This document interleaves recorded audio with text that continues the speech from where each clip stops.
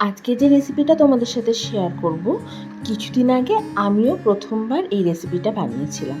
প্রথমবার বানানোর পর বাড়ির সবার এত ভালো লেগেছে যে পরে আবারও এই রেসিপিটা বানিয়েছি। তাই ভাবলাম যে আমার বাড়ির সবার যখন ভালো লেগেছে তোমাদের সাথেও শেয়ার করে রাখি, হয়তো তোমাদেরও কখনো কাজে লেগে যেতে পারে।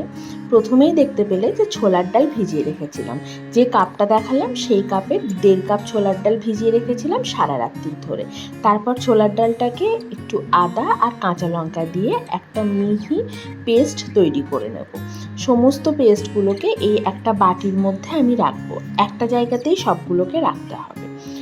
একই রকমভাবে বাকি যে ছোলার ডাল ছিল সেটাতেও অল্প অল্প করে আদা আর কাঁচা লঙ্কা দিয়ে দিয়ে সমস্ত ছোলার ডালটার একটা মসৃণ পেস্ট তৈরি করে নিলাম। আর এদিকে আমি নিয়ে নিয়েছি বেশ খানিকটা মোচা, মানে একটা মিডিয়াম সাইজের মোচা কেটে যেটুকু বেরোয় সেটুকু। তারপর সেই মোচার মধ্যে দিয়ে দিলাম জল, নুন আর হলুদ, একটু তেলও দিয়েছিলাম সাথে। তারপর ভালো করে সমস্ত কিছু মিশিয়ে এটাকে একটু সেদ্ধ হতে বসিয়ে দিলাম। খুব বেশি সেদ্ধ করার দরকার নেই, জলটা একটু ফুটে উঠলেই মোচাটাকে এরকমভাবে জল ছাড়িয়ে রাখলাম। আসলে এখানে মোচাটা সেদ্ধ করা উদ্দেশ্য নয়, মোচা থেকে একটা যে কষ থাকে সেই কষটাকে বের করে নেওয়াটাই মেন উদ্দেশ্য ছিল। তারপর মোচাটা একটু ঠান্ডা হয়ে গেলে এটাকেও মিক্সির বাটিতে দিয়ে একদম মসৃণ পেস্ট তৈরি করে নিলাম। আর আগের যে ছোলার ডালের পেস্টটা রেডি করে রেখেছিলাম তার মধ্যেই এই মোচার পেস্টটাও দিয়ে দিলাম। তারপর স্বাদ মতো নুন আর একটু চিনি দিয়ে সমস্ত কিছু ভালো করে মিশিয়ে নিলাম, মানে ছোলার ডাল আর মোচার পেস্টটাকে একসাথে মিশিয়ে নিলাম।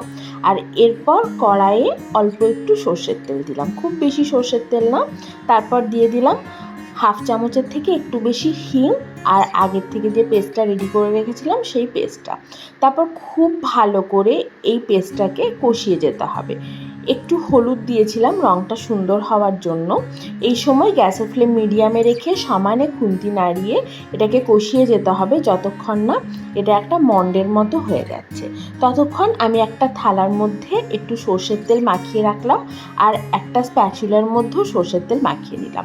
এদিকে দেখো আমাদের এই পেস্টটা মোটামুটি একটা মন্ডের আকার ধারণ করেছে। যখন এরকমভাবে কড়াই ছেড়ে দেবে আর মন্ডের আকার ধারণ করবে তখন এটাকে তেল মাখিয়ে রাখা প্লেটের মধ্যে ঢেলে এই স্প্যাচুলাটা দিয়ে এরকম করে চেপে চেপে এটাকে সমান করে নেব। যেরকমভাবে ধোকা করলে শেপ দেওয়া হয় ঠিক সেরকমভাবে, কারণ আজকে তো আমরা মোচার দিয়ে ধোকা বানাচ্ছি। তারপর এটাকে ঠান্ডা হতে দিয়েছি। তোমাদের কাছে টাইম কম থাকলে তোমরা ফ্রিজে সেট হতে দিতে পারো, ফ্রিজে মোটামুটি 20 মিনিট থেকে আধ ঘন্টায় সেট হয়ে যায়। আর তাছাড়া এমনি নর্মালি ফ্যানের হাওয়ায় রেখে দিলেও এটা মোটামুটি 1 ঘন্টার মধ্যে সেট হয়ে যায়।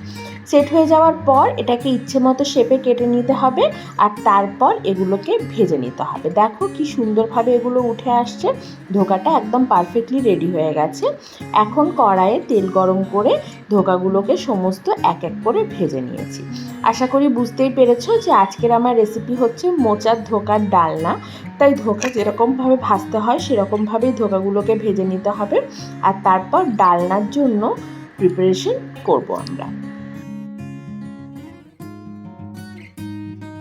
ধোকাগুলো ভাজা হয়ে যাওয়ার পর ওই কড়াইতেই একটু তেল দিয়ে ফোড়নে দিয়ে দেওয়া হয়েছে জিরে আর তেজপাতা। তারপর একটু ঘষে রাখা টমেটো আর আদা এর মধ্যে দিয়ে দেওয়া হয়েছে। 3টে মিডিয়াম সাইজের টমেটো ঘষে রেখেছিলাম গ্রেটারে, আর তার সাথে 1 ইঞ্চির মতো আদা। সামান্য একটু নুন দিয়ে আরও খানিকক্ষণ টমেটোটাকে কষিয়ে নেওয়া হয়েছে যাতে টমেটোর কাঁচা গন্ধটা চলে যায়। ওটা কষানো হতে হতে একটা মশলা রেডি করে নিলাম। জলের মধ্যে দিয়ে দিলাম হলুদ গুঁড়ো 1 চামচ, লঙ্কার গুঁড়ো 1 চামচ, 1/4 চামচ জিরে গুঁড়ো আর 1/4 চামচ ধনে গুঁড়ো। এই মশলাটা পরে কাজে লাগবে। খানিকক্ষণ টমেটোটা কষানো হয়ে যাওয়ার পর আলু সেদ্ধ করে রাখা ছিল, সেই আলুগুলোকেও এর মধ্যে দিয়ে নাড়িয়ে চাড়িয়ে আরও মিনিট 2-3 এটাকে কষিয়ে নিলাম। আর তারপর এর মধ্যে অ্যাড করে দেবো আগের থেকে রেডি করে রাখা মশলার পেস্টটা। এটা দিয়ে দেওয়ার পর এবার ভালো করে কষিয়ে নিতে হবে যাতে মশলার কাঁচা গন্ধটা চলে যায়। এই সময় একটু ঢাকা দিয়ে লো টু মিডিয়াম ফ্লেমে মশলাটাকে খুব ভালো করে কষিয়ে নেব। দেখো মশলাটা প্রায় কষানো হয়েই এসছে। এরপর এর মধ্যে দিয়ে দেব আমি 2টো বাতাসা। বাতাসাটা দিলাম মিষ্টির জন্য, যাতে স্বাদটা ব্যালেন্স করে। খুব মিষ্টি হবে না কিন্তু ব্যালেন্স হবে। বাতাসার জায়গায় অবশ্যই চিনি দিতে পারো। একটু জল দিলাম পরিমাণ মতো। তারপর যখন এই ঝোলটা ভালোভাবে ফুটে উঠবে তখন যে ধোকাগুলো আগের থেকে ভেজে রেডি করে রাখা ছিল সেই ধোকাগুলো দিয়ে ভালো করে নাড়িয়ে চাড়িয়ে মিশিয়ে নিতে হবে।